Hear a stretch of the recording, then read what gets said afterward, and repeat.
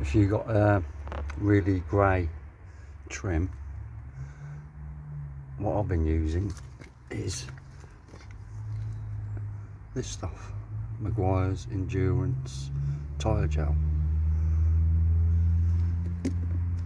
Literally, I've not even put that on my sponge, it's what's left from doing my tyres.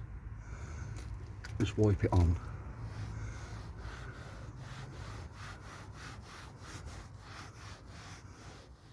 Sorry about this, crack the camera.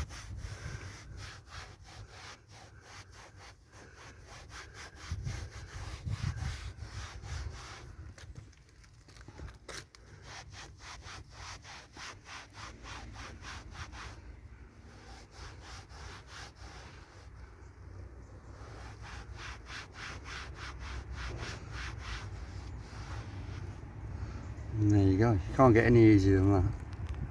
Not really. Give it a go.